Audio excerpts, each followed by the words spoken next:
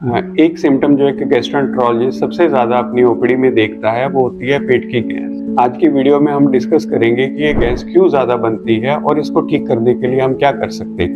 नमस्कार जी, मेरा नाम डॉक्टर दीपक बंसल है, मैं एक गैस्ट्रोएंटेरोलॉजिस्ट हूँ। एक सिम्टम जो एक गैस्ट्रोएंटेरोलॉजिस्ट सबसे ज़्यादा अपनी ओपीडी में देखता है वो होती है पेट की गैस। वो गैस किस तरह से मैनिफेस्ट करती है? पेट का ज़्यादा फूल जाना, नीचे से गैस ज़्यादा पास होना जिसको हम फ्लैटुलेंस कहते हैं, या मुंह से ज़्यादा डकार आना जिसको हम बेल्चिंग कहते हैं। ये बहुत ही एक कॉमन सिम्टम है जो कि तकरीबन हर आदमी अपने जीवन काल में अनेकों बार सफर करता है। एक आम इंसान के पेट और आंत में एवरेज रूप पे 200 ml गैस हर वक्त पाई जाती है। इस गैस के जो मेन कंस्टिट्यूएंट होते हैं नाइट्रोजन, ऑक्सीजन और मीथेन, लेकिन जो इस गैस को बदबू पैदा करने वाली चीजें होती है वो उनके सल्फर कंटेनिंग कंपाउंड्स होते हैं, जैसे कि हाइड्रोजन सल्फाइड हुआ, अमोनिया हुआ और शॉर्ट चेन फैटी एसिड हुए। तो ये गैस क्यों बनती है? या तो इसके मेनली दो कारण होते हैं। पहला कारण होता है कि वो ज्यादा स्वॉलो कर रहे हैं, यानी कि हम बाहर से गैस खाना खाते हुए ज्यादा खा रहे हैं, या हमारे पेट में ही वो ज्यादा बन रही है।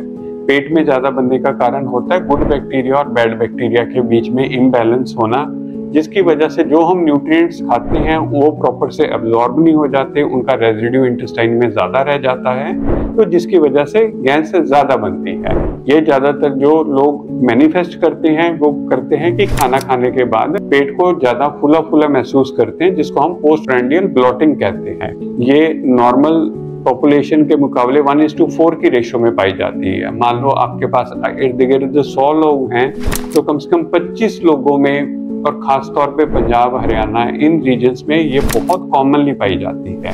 अगर हम बीमारियों की बात करें तो मेनली दो बीमारियां हैं जिसकी वजह से ये पोस्ट प्रेंडियल ब्लॉटिंग या फिर गैस ज्यादा बनती है।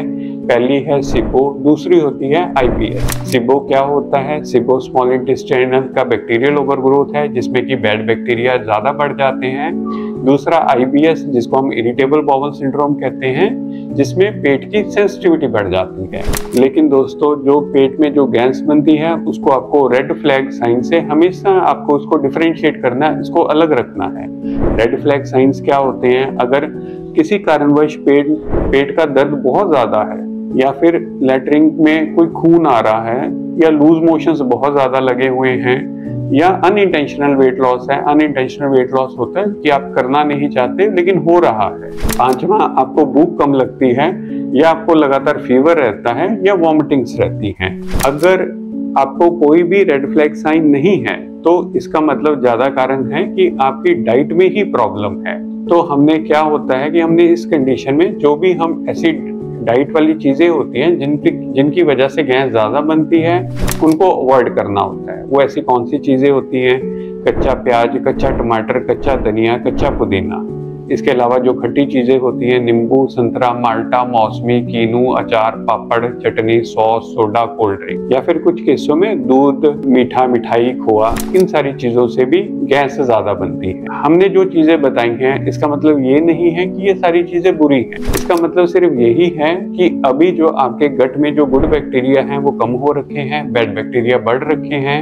आपने अपनी प्रिकॉशंस इस तरह से करनी है कि आपके बैड बैक्टीरिया कम हो जाएं, गुड बैक्टीरिया बढ़ जाएं, तो उनमें से उसके बाद आप ये काफी सारी चीजें उसके बाद खा सकते हो।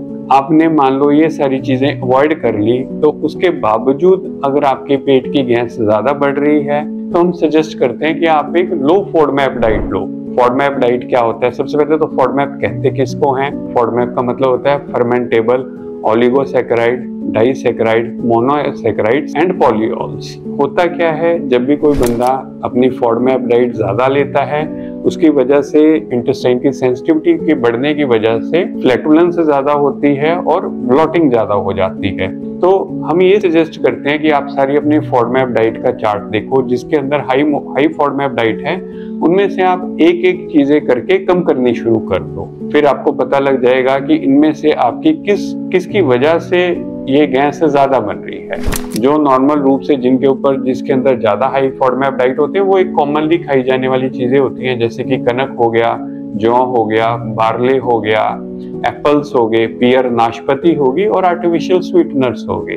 इनमें से आर्टिफिशियल स्वीटनेस को छोड़ के बाकी सारी चीजें बहुत अच्छी हैं और हमारी सेहत के लिए बहुत ज्यादा जरूरी भी हैं। तो इसमें आपको पहले अपना ये देखना है कि इनमें से किस हाई फॉडमैप डाइट से आपकी गैस से ज्यादा बन रही है, आप उस चीज को अवॉइड करो। अगर उसके अवॉइड एक एक करके आप उसको अवॉइड करो, अगर उसको अवॉइड करने से अगर आपकी सेंसिटिविटी इंप्रूव हो रही है, अगर आपकी गैस इंप्रूव हो रही है, तो बाकी चीजें आप खा सकते हो। ये तो बात थी डाइट की। डाइट में अब आपको हमने बताया कि कौन सी चीजों से गैस ज्यादा बनती है और हाई फॉडमैप डाइट कौन सी होती है। दूसरी चीज होती है कि अगर कोई भी पेशेंट को कॉन्स्टिपेशन ज्यादा रहती है, तो कॉन्स्टिपेशन ज्यादा रहने से क्या होता है कि आपके अंदर ज्यादा मल पड़ा रहता है। जितना ज्यादा मल पड़ा रहता है उतनी ज्यादा गैस बनती है। तो हम सजेस्ट करते हैं अपने पेशेंट्स को कि आप डेली इसबगोल जरूर लो। जिन लोगों को कार्डियक प्रॉब्लम्स नहीं है या किडनी की प्रॉब्लम्स नहीं है, उन लोगों को इसबगोल बहुत ज्यादा पानी के साथ लेना चाहिए। इसबगोल लेने का सही तरीका क्या होता है, आप एक खाली ग्लास लो स्टील का, उसके अंदर पहले 1 चम्मच इसबगोल डालो, उसके ऊपर पानी डालो, उसको घोलो और जैसे वो गुनगुना पानी में मिक्स हो जाता है उसको पी जाओ। ऐसे ही दूसरा चम्मच और दूसरा ग्लास पानी, पहले पानी डाल के उसके ऊपर से इसबगोल नहीं डालना, नहीं तो वो चिपका रहता है। पानी आप इसमें किसी भी तरह का ले सकते हो जिस तरह का आपको सूट करे। तीसरा हम बात करते हैं पानी के बारे में। हाइड्रेशन से इंटेस्टाइन की मोटिलिटी बढ़ती है, इंटेस्टाइन चलती रहती है, तो वहां पे वो सारा सामान इकट्ठा नहीं होता जिसकी वजह से गैस बनती है। तो आपको कम से कम रोज का 2 लीटर पानी जरूर पीना चाहिए। इसके बाद चौथी बात हम करते हैं एक्सरसाइज। एक्सरसाइज का मतलब सिर्फ ये नहीं है कि आपको सिर्फ चलना है, इसके अलावा आपने स्ट्रेंथ ट्रेनिंग भी करनी है। स्ट्रेंथ ट्रेनिंग करने से क्या फायदा होता है कि आपकी बॉडी के गुड बैक्टीरिया बढ़ती हैं और बैड बैक्टीरिया कम होते हैं। जिस किसी को भी पेप्टिक डिस्पेप्सिया यानी कि गैस की बीमारी है, हम सजेस्ट करते हैं आप कम से कम 4 फूड्स जरूर खाओ और अच्छे से खाओ, क्योंकि रूटीन प्रैक्टिस में देखा गया है कि उनको खाने से आपके पेट की गैस कम होती है। सबसे पहला होता है पाइनएप्पल। पाइनएप्पल में एक खास तरह का एंजाइम होता है जिसको हम ब्रोमीन कहते हैं। ब्रोमीन खाने से प्रोटीन्स डाइजेस्ट होते हैं, जल्दी टूटते हैं और अच्छे से एब्जॉर्ब हो जाते हैं। दूसरा वाटरमेलन। वाटरमेलन मतलब तरबूज। वाटरमेलन में 90% वाटर होता है, तो इसमें हमें फाइबर भी अच्छा मिलता है और इसमें हमें पानी भी अच्छा मिलता है, तो इससे अगेन डाइजेशन आपके पेशेंट का इंप्रूव होता है। तीसरी बेरीज हैं। बेरीज किसी तरह की भी हो सकती हैं, ब्लैक बेरीज, ब्लूबेरीज, स्ट्रॉबेरीज। इन सारी बेरीज में फाइबर ज्यादा होता है, फैट कम होता है, तो इसमें भी डाइजेशन इंप्रूव होता है। चौथा योगर्ट। योगर्ट क्या है? योगर्ट एक तरह के कर्ड है, इसके अंदर बहुत सारे तरह के प्रोबायोटिक्स होते हैं जो अगेन आपकी डाइजेशन में इंप्रूव करते हैं और पेशेंट का गैस कम बनती है।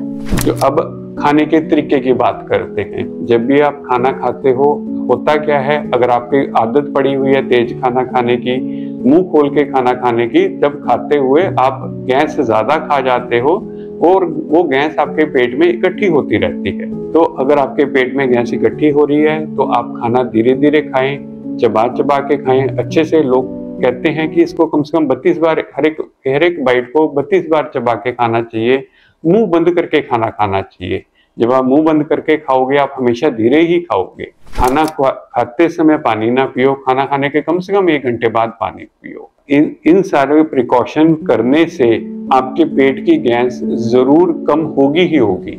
लेकिन ये सारे जो भी हमने आज डिस्कशन की है सारे पॉइंट्स के बारे में, ये ऐसा नहीं है कि हर पेशेंट के ऊपर या हर व्यक्ति के ऊपर लागू होता है। इन सारे प्रिकॉशंस के बावजूद अगर पेट में गैस बनती है और अगर आपकी उम्र 40 और 45 साल के ऊपर है और आपको बार बार बनती है, तो आपको अपने गैस्ट्रोएंटरोलॉजिस्ट को जरूर दिखाना चाहिए। तो उसमें कुछ टेस्ट होते हैं जैसे कि एंडोस्कोपी या क्लोनोस्कोपी वगैरह, वो करने पड़ते हैं।